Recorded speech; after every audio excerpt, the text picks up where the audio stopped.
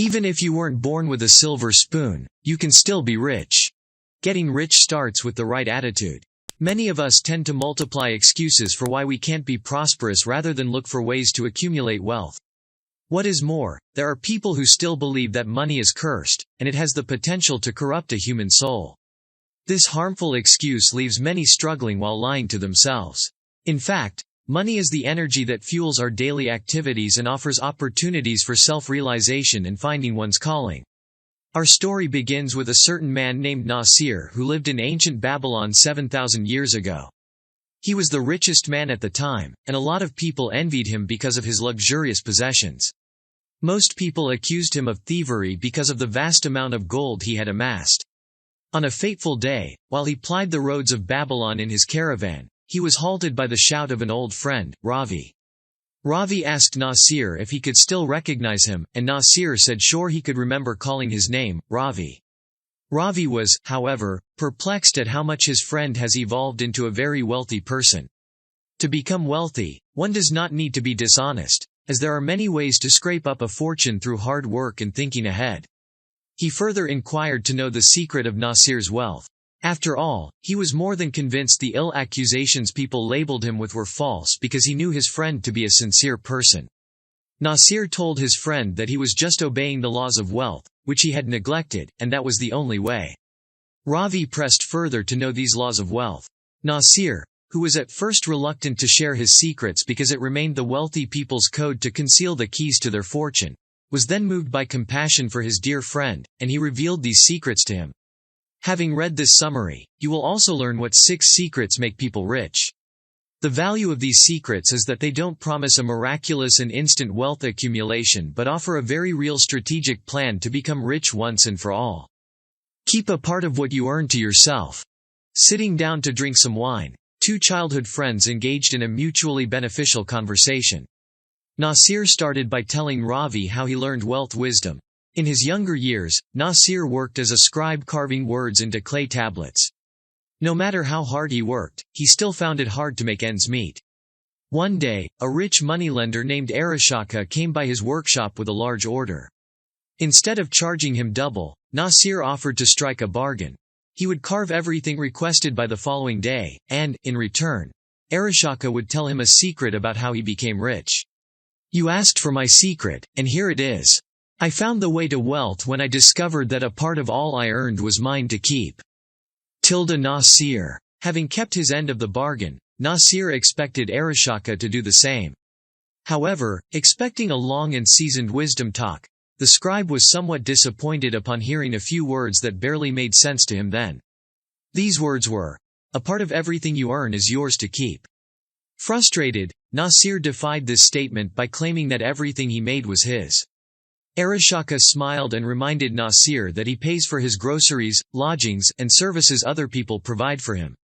What is left then? Nothing. Saving at least 10% of your earnings is the first step to accumulating wealth. Thus, the first law of wealth is to save at least, and never less than, 10% of your income for yourself. Choose not to spend the money on clothes or entertainment, but keep them where they are safe. Have your money tree grow by making investments. The first law steered Nasir in the right direction.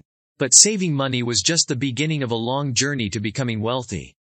Gradually, Nasir learned the third law of wealth. According to this law, one should put all savings to work by investing them wisely. The sooner you plant the seed, the sooner your tree will mature. And the more you feed and water the tree, by saving and investing, the sooner you'll bask in contentment beneath its shade. Arishaka. As you invest your money, it tends to multiply. However, there are always things to look out for. In this case, an investor to-be should look out for questionable businesses they don't know much about. Before you invest, make sure you understand how this business works. Nasir told his friend Ravi how he invested all of his money into precious stones that turned out to be fake. For sure, Nasir lost all the money he had managed to save. The details of this story will be revealed in chapter, Diversify Your Investment. Having saved a certain amount of money, choose to invest it rather than start spending it on the things you've always wanted to have but lacked the money for. Many of us would perceive losing money as something terrible, get disappointed with ourselves, and return to ordinary life. However, on our way to getting rich, we should be prepared to experience failure and treat it as a natural thing. Failure is not the end of all our endeavors. It teaches us what works and what doesn't, presenting a perfect opportunity to learn and move on. To be successful, pay off your debts and don't create new ones. The third law of wealth teaches us to avoid debt because the poor pay interest, while the rich earn interest. Ravi decided to start saving 1/10 of his income, but the thought of the fact that he had debts to pay was quite distressing. His good friend Nasir said soothing words of encouragement that made Ravi relax, reassuring him there was a plan he had devised to handle that. You will experience a high degree of freedom when you have true wealth, but getting yourself into debt is a sure way of wallowing in slavery. First, he made the conscious effort of avoiding incurring more debt. The wisdom his friend shared with him reawakened him to the stress involved in having to borrow money today to enjoy goods that he can't evade paying for and even paying interest as well tomorrow. Secondly, rather than spend his entire earnings in a month on recurring needs such as shelter, food, clothing, etc., he would keep no more than 7/10 of his income for that. He would follow the first law, saving to invest 1/10 of his income. And the residual 2/10 would be channeled towards settling his debts. You can't pay off your debts by making new ones. Work out a realistic plan to settle your debts and stick to it. He followed this plan judiciously, and he was able to settle his debt at the end of the year. He also gained himself a good name as he paid his creditors each month without fail. He was also able to begin his journey toward building his own sustainable fortune. His good reputation was well recognized around Babylon, for people counted him faithful. Did you know? The Richest Man in Babylon was originally a collection of educational pamphlets that U.S. banks and insurance companies circulated in 1920 to 1924. Diversify your investment, don't put all your money in one place. After 12 months of applying the first and second laws, Nasir began to seek new ways to invest his savings to gain fast returns. He went ahead to withdraw all his savings Arishaka was in the custody of and gave it to a bricklayer named Balasha to aid him to buy jewels from the renowned Phoenicians. Arishaka, as someone who understands investments, did ask him if he was sure of the investment he was about to embark on. But he did give an affirmative answer. Sooner than later, the investment proved futile, so Nasir incurred a great loss. This was because the cunning Phoenicians sold fake gems to him. Commenting upon this bad ordeal, Arishaka declared that a business to invest in should be solid and established. Moreover, this business should consistently make a profit and return dividends to its investors. If you're interested in a business you don't yet understand, find someone who does. If you want to learn about jewels, apprentice yourself to a jeweler. If you never had any experience working with precious stones, you will have no practical knowledge of how they are. Language and communication skills can help you establish mutual ground with your future business partners. Arishaka further encouraged Nasir, telling him not to bother much over the loss of his entire savings. With his experience, he found a surefire way of replenishing his savings much faster than it took the first instance. Everything comes with practice, and the more of it we have, the easier it becomes for us to attract wealth. Listening to the wise words of Arishaka and acting upon them, Nasir made a remarkable entry into the metal trade. He chose to work with the person he knew and invested in the business that proved solid. Doing that, not only did he provide aid in the purchase of more metal, but he also acquired more knowledge, skills, and experience. This parable wraps up the fourth law of wealth, which urges us to never speculate in get-rich-quick schemes and invest in sustainable businesses that we understand. The end beneficiary of your investment is always yourself. Investment is a risky yet noble way to earn more money. However, many overlook the point that all investments you make should benefit yourself and encourage your development.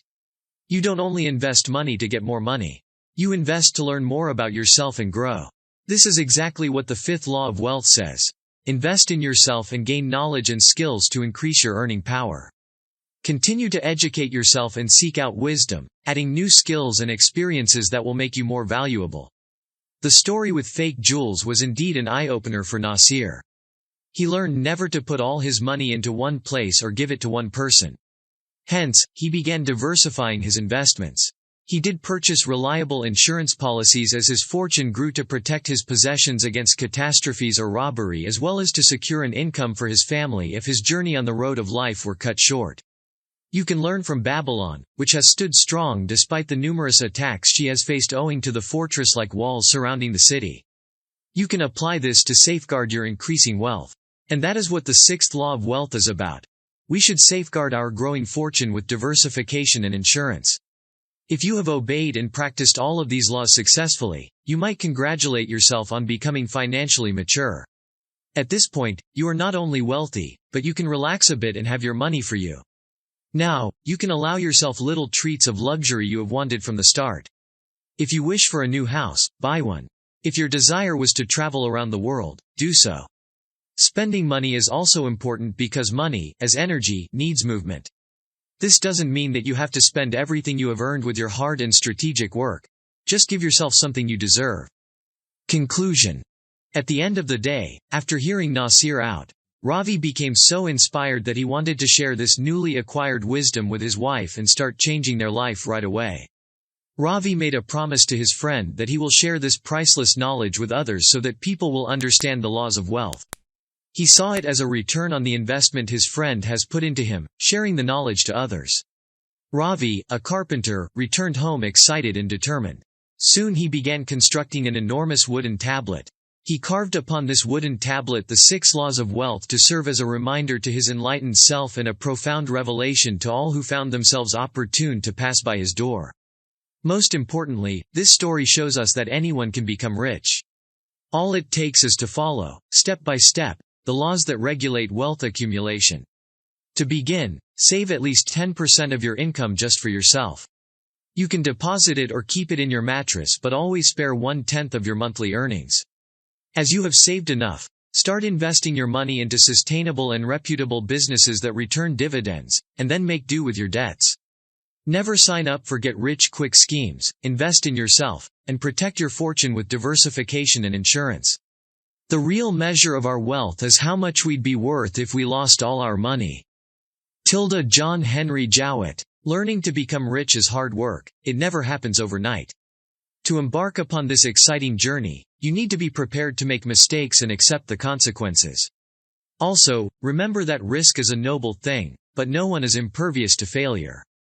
At some point, you can lose nearly all of your possessions, but that doesn't mean you should stop trying.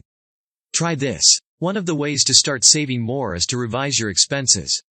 We think we need a lot of things to have comfortable and well-rounded lives, but do we? Here are several techniques that will help you make a serious audit of your budget. Divide all your spendings into categories and keep them current. Update your earnings and expenses. All the numbers need to be on paper, not in your head. Eliminate all unnecessary spending. Come up with new goals.